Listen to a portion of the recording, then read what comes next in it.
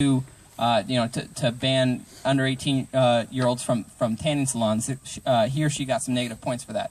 But our Liberty Legislator of the Year, unfortunately, has someone here to receive the award for him because he's out working on his farm today. Is Representative Aaron Libby.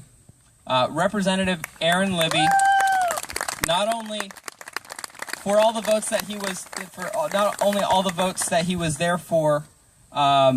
He had a perfect voting record on the votes that he was there for. He also was the sponsor for constitutional carry and Obamacare nullification, which were two of our key bills that we were pushing this go around. Anyway, I believe Brent Tweed is here to accept the award for him. Brent, could you come up and say a few words on behalf of Aaron Libby?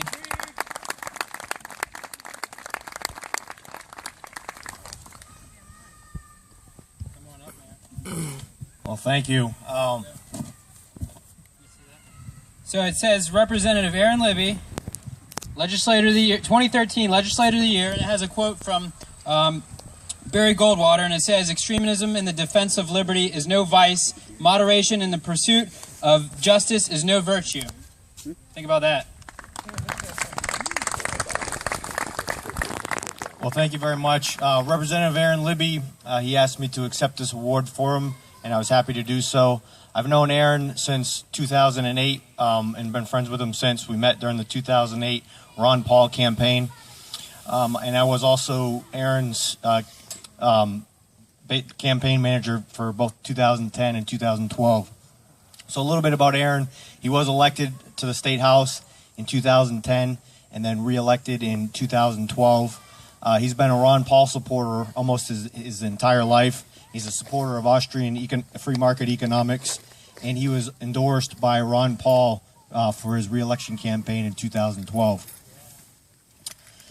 Aaron is also, as Eric mentioned, a small farmer, and that's actually why Aaron can't be here today.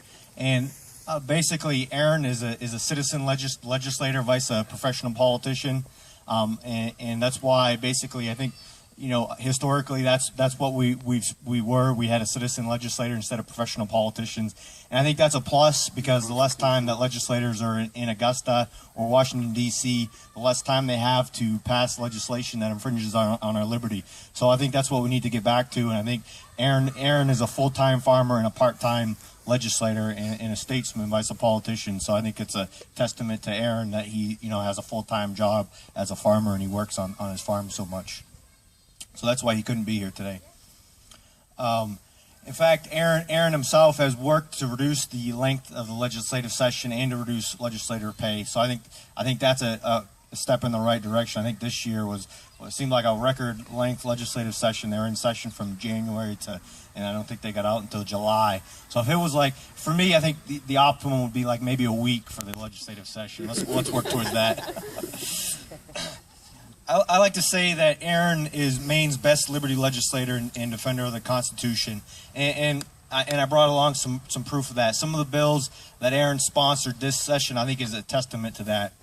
And some of those bills he was a sponsor of Obamacare nullification, constitutional carry, a U.S. gold and silver bill, which would remove state sales tax, an NDAA nullification to nullify indefinite detention, an interstate commerce bill to nullify federal laws that regulate commerce within the state of Maine, and a TSA nullification bill to prevent offensive touching. So those are just some of the bills, and those are ones that Aaron sponsored. So I think that's a testament that he is a liberty legislator. And one other example I'd like to bring up, there was a vote in the House. It was on a bill called the Buy American. It was basically a Buy American bill.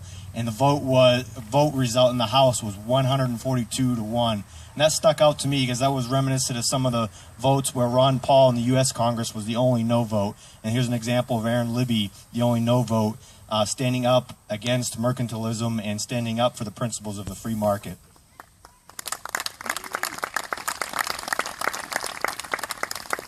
Eric mentioned earlier about the success of constitutional carry, and again, that was one of the bills that Aaron Libby sponsored.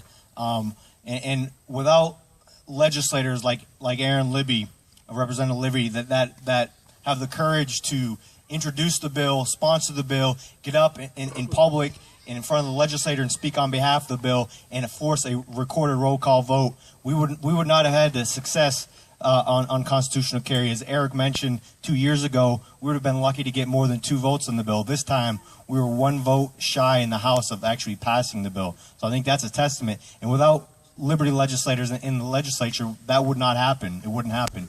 I think, we have a number of good people in the House, and Aaron really stands out. If we could get a dozen more people like Aaron Libby, we really could make a lot of progress and get a bill like constitutional carry or some of these other bills passed. I'd also like to mention in the Senate, I'd like to thank Garrett Mason. Now that I'm talking about constitutional carry, he was really key in the Senate to getting a roll call vote for that bill. Without him, we wouldn't have got the legislators on record.